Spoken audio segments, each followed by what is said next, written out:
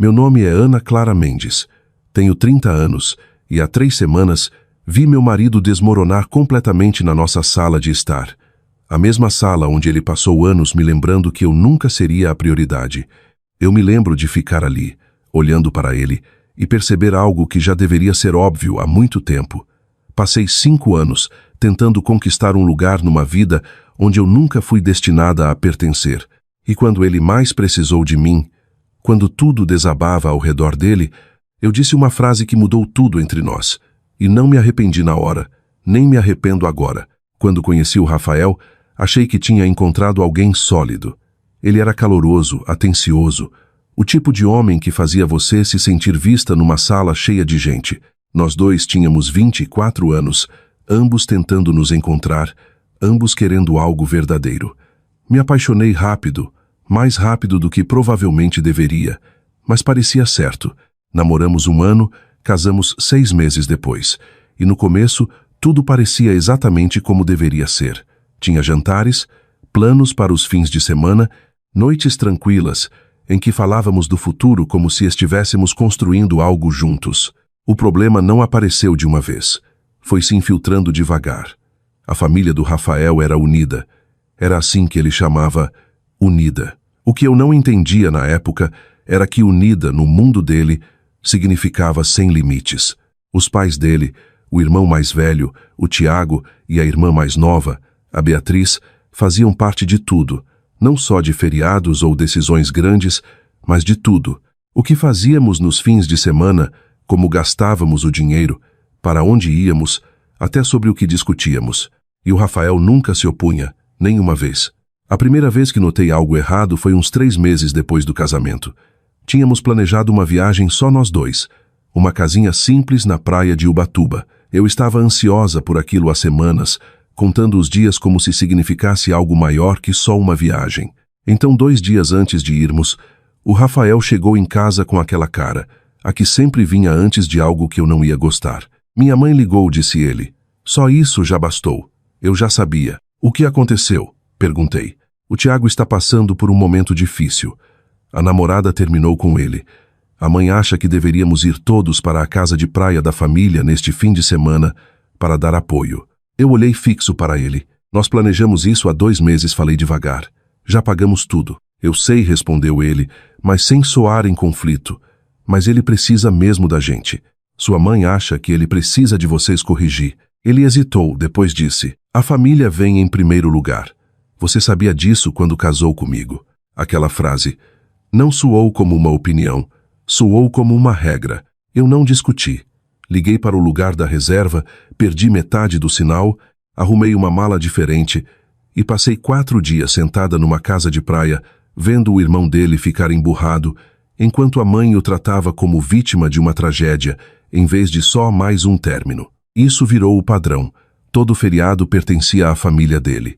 Quando meu pai foi internado, o Rafael não pôde ir comigo porque a Beatriz estava tendo uma crise no trabalho e precisava de apoio. Quando eu fui promovida e quis comemorar, os pais dele marcaram um jantar de última hora e o Rafael disse que poderíamos comemorar outra hora. Nunca comemoramos. A pior parte não era o tempo, era o dinheiro. Mais ou menos 1 ano depois do casamento, os pais dele pediram um empréstimo de R$20 mil. Para reformar a cozinha, disse o Rafael, como se isso tornasse razoável. Isso é metade das nossas economias, respondi. É família. Aquela palavra de novo. Família. Eles prometeram que iam pagar de volta. Não pagaram. Toda vez que eu tocava no assunto, o Rafael ficava na defensiva. Eles me criaram, dizia ele. Nós devemos isso a eles. Nós. Só que nunca parecia nós. Parecia eu pagando por uma cozinha que eu mal usava. Depois veio o negócio do Tiago. 2 anos e meio de casamento, ele teve outra ideia. Paisagismo. O grande lance dele. Precisava de dinheiro para começar. O Rafael veio falar comigo animado. Isso pode ser a coisa dele. Quanto? Perguntei. 35 mil. Eu ri. Não porque era engraçado, mas porque era impossível. A gente não tem esse dinheiro todo. A gente pode pegar um empréstimo. Não falei firme. Não vou me endividar pelo seu irmão. Foi nossa primeira briga séria. Ele disse que eu não entendia a família. Eu disse que ele não entendia limites. Ficamos 2 dias sem nos falar. Os pais dele acabaram avalizando para o Tiago, Mas algo entre nós mudou depois disso. Ele não me olhava mais do mesmo jeito, como se eu tivesse falhado num teste invisível. A noite em que tudo mudou foi há 4 meses. Estávamos jantando quando o celular dele tocou. A mãe. Ele atendeu, escutou, assentiu, desligou e disse: ela precisa de ajuda com o churrasco de reunião da família neste fim de semana. Eu falei que a gente ia cobrir o custo da carne e da bebida. Quanto? Uns 3.000. Você falou que a gente ia pagar 3.000 sem me perguntar? É família, disse ele. Como se isso explicasse tudo. A gente tem contas, falei. O carro precisa de conserto. Ele nem hesitou. Minha família sempre vem em primeiro lugar, disse. Sempre veio. Sempre vai. Eu olhei para ele, olhei de verdade, e algo dentro de mim parou. Sem raiva, sem briga, só uma clareza fria. Então eu sorri. Você tem razão, falei. Eu entendo. Ele pareceu surpreso, aliviado, como se a discussão que esperava nunca tivesse chegado. Voltou a comer, e naquela noite, enquanto ele dormia, eu comecei a mudar tudo. Aquela noite não teve nada de dramático. Não teve choro, não teve confronto, não teve momento de fazer mala ou bater porta. O Rafael dormiu como sempre, rápido, fácil, como se nada no mundo tivesse mudado.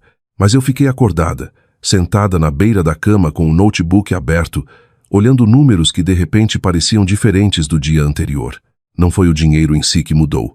Foi minha forma de enxergá-lo. Pela primeira vez, eu não via nossas finanças como algo compartilhado, fluido, flexível para a família.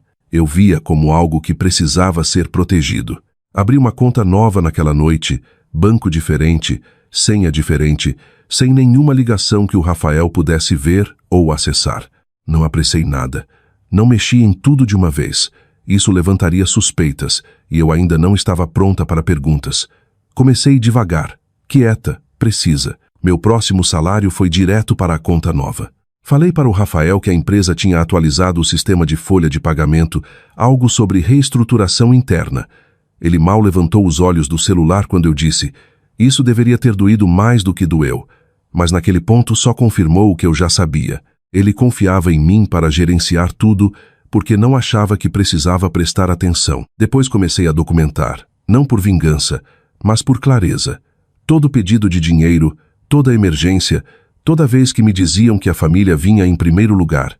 Datas, valores, conversas. No começo era estranho, como se eu estivesse transformando meu casamento em algo transacional. Mas quanto mais eu anotava, mais claro ficava o padrão. Não era aleatório. Não era ocasional, era constante, um sistema. Onde eu dava e dava e dava, e a expectativa era que eu nunca parasse. Uma semana depois, liguei para uma advogada. O nome dela era Patrícia. Sentei no escritório dela, mãos cruzadas no colo, explicando tudo o mais calma possível. Os empréstimos, os planos cancelados, a pressão, a frase que tinha virado a base do meu casamento. Minha família sempre vem em primeiro lugar. Ela escutou sem interromper. Quando terminei, ela se recostou e disse: a boa notícia é que você tem um padrão financeiro bem claro. A má notícia é que a maior parte do que você deu vai ser considerada presente. Eu assenti. Eu já sabia disso. Não estou tentando recuperar, falei.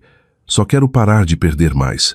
Ela me observou por um instante. Então você precisa separar completamente, disse ela. Finanças primeiro.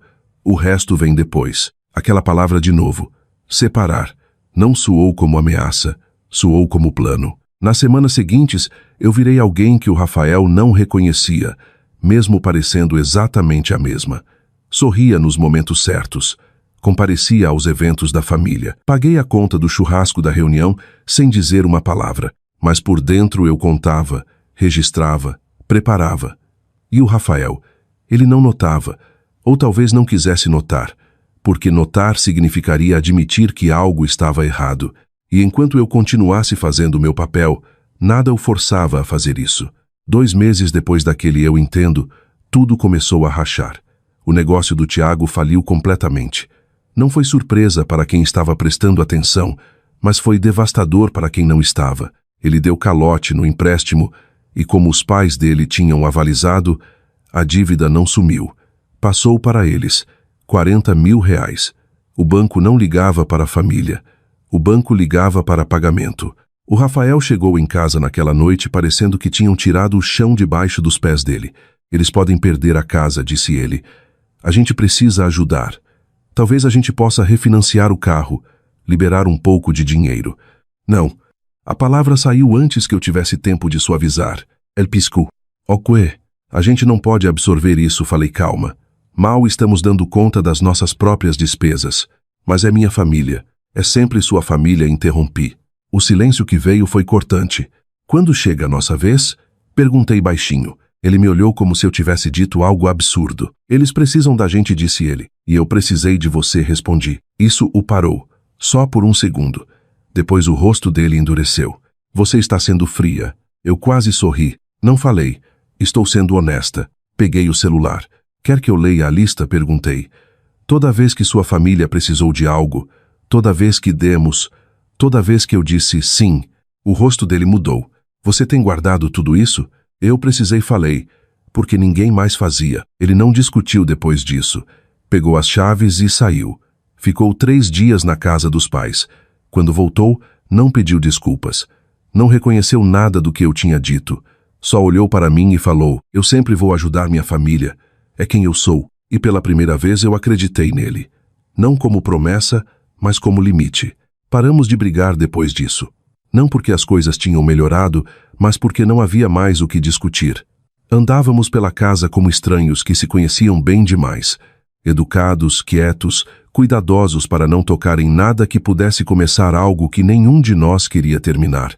Mas por baixo daquele silêncio, tudo já tinha mudado. E ele ainda não via. A emergência veio 6 semanas depois. Foi o tipo de ligação que não dá tempo de pensar, só de reagir. Eu estava no trabalho quando meu celular tocou, e no instante em que ouvi a voz do Rafael, soube que algo estava errado. Ele não estava composto, não estava controlado. Não era a versão dele que sempre parecia tão certa sobre onde estavam as prioridades. Ele estava em pânico. É a Beatriz, disse ele, as palavras se quebrando. Ela sofreu um acidente de carro. Está em cirurgia. Eu não consigo chegar.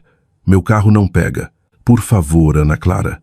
Eu preciso de você. Eu já estava pegando as chaves. Chego em 20 minutos. Quando parei na garagem, ele saiu correndo antes mesmo de eu desligar o motor. Entrou no banco do passageiro, respirando forte, mãos tremendo. E por um segundo eu vi o homem com quem eu tinha casado. Não o que tinha passado anos escolhendo todo mundo menos eu, mas aquele que costumava me olhar como se eu fosse parceira dele. Obrigado, disse ele. Por favor, só vai. Eu dirigi rápido. Ele ligou para a mãe no viva voz, tentando atualizar. A Beatriz ainda estava em cirurgia. Ferimentos graves, mas não ameaçavam a vida. Um motorista bêbado tinha avançado o sinal. A voz dele amolecia quando falava com ela. Cuidadosa, atenciosa, exatamente do jeito que eu costumava desejar que ele fosse comigo. No meio do caminho, ele estendeu a mão e segurou a minha. Eu sei que as coisas andam difíceis entre a gente, disse baixinho, mas obrigado por estar aqui. Eu sei que sempre posso contar com você. Algo na forma como ele disse, a certeza, a suposição, fez algo dentro de mim parar. Eu encostei o carro. O que você está fazendo? Perguntou ele na hora. Precisamos chegar no hospital. Eu sei, falei, mas preciso dizer uma coisa primeiro. Ele me olhou, confuso, impaciente. Você disse que sempre pode contar comigo, continuei. Porque pode. Ele disse, você sempre. Mas quando foi a última vez que eu pude contar com você? Aquele foi o momento em que tudo nos alcançou. El pisco. Ok. Quando meu pai foi internado, falei. A voz firme. Você não estava lá. Quando eu perdi aquele cliente importante no trabalho, você estava ocupado ajudando sua mãe a planejar o aniversário da Beatriz. Toda vez que eu precisei que você me escolhesse, você não escolheu. Isso não é justo. Você me disse que sua família sempre vem em primeiro lugar, falei. Foram suas palavras, não minhas. A expressão dele passou de frustração para algo mais próximo de compreensão. Eu nunca ia ser sua família, acrescentei baixinho. Não do jeito que importava. Ele engoliu em seco. Eu estou aqui agora, disse ele. Isso não conta? Você está aqui porque precisa de algo, respondi. É a única hora que você vem até mim. O silêncio no carro pesou mais do que tudo que já tínhamos dito. Voltei a dirigir. Eu te levo para o hospital, falei. Fico com você. Mas quando isso acabar, eu termino. Ele não respondeu e pela primeira vez não discutiu. O hospital era exatamente o que se espera. Luzes fortes, barulho demais, gente demais tentando ficar calma. Fiquei 6 horas. Peguei café para os pais dele. Sentei na sala de espera. Deixei o Rafael se apoiar em mim quando precisava. Eles mal notaram que eu estava ali, os pais dele, não por crueldade intencional, só acostumados a me ver no segundo plano. A Beatriz passou pela cirurgia. Perna quebrada, concussão, contusões internas. Ela ia se recuperar. Todo mundo chorou, todo mundo se abraçou. E no meio disso, eu percebi algo estranho. Eu me sentia separada, como se estivesse assistindo acontecer em vez de fazer parte. Na manhã seguinte, o Rafael agiu como se nada tivesse mudado. Fez café da manhã, falou da recuperação da Beatriz, perguntou se eu podia levar ele de volta ao hospital. Não falei. Ele levantou o olhar, confuso. "Oque, eu tenho coisas para fazer", respondi, pegando as chaves. "Você pode pegar um Uber ou pedir para os seus pais." Ele me olhou como se não reconhecesse a resposta. Eu falei sério, acrescentei. Eu terminei. Aquilo foi o começo do fim. Mudei para o quarto de hóspedes naquela semana. Não de forma dramática, não com raiva, só prática. Me reuni com a Patrícia de novo, preparei a papelada, coloquei tudo em ordem. O Rafael não brigou no começo. Ficou na negação, como se não reconhecer o que estava acontecendo pudesse fazer tudo voltar atrás. Depois a mãe dele me ligou diretamente. "Eu não sei o que você acha que está fazendo", disse ela, a voz afiada. "Mas você precisa parar com isso. O Rafael está arrasado." Com todo respeito falei. "Isso é entre mim e meu marido. Você está abandonando ele enquanto a irmã está no hospital." Eu dirigi ele até lá, falei. Eu estive lá, mas não vou continuar me sacrificando para consertar problemas que a família de vocês cria. Houve uma pausa. Depois continuei. "Os 20 mil da cozinha de vocês, os 3 mil do churrasco da reunião, os anos de fins de semana, dinheiro, tempo, eu dei tudo o que tinha, e mesmo assim me diziam que eu nunca viria em primeiro lugar." Silêncio. "Eu não sou a vilã aqui", falei baixinho, "só sou a que finalmente parou." Desliguei. O divórcio saiu 3 semanas depois. O Rafael veio ao meu apartamento uma vez, com lágrimas nos olhos. "Eu vou mudar", disse ele. "Vou colocar limites. Eu não percebi o quanto estava te machucando." "Você não percebeu porque nunca perguntou", respondi. Eu olhei para ele. Olhei de verdade. "Nós dois falhamos", falei. "Mas eu não consigo mais ficar esperando que você vire alguém que nunca foi." Ele chorou. Eu não, porque já tinha chorado o casamento muito antes de ele acabar oficialmente. Depois que ele saiu, sentei no meu apartamento, quieta, parada. E pela primeira vez em anos, senti algo que não esperava. Alívio. Se você está numa situação em que se sente sempre em segundo lugar, lembre-se, seu bem-estar também é família. Cuide de você primeiro.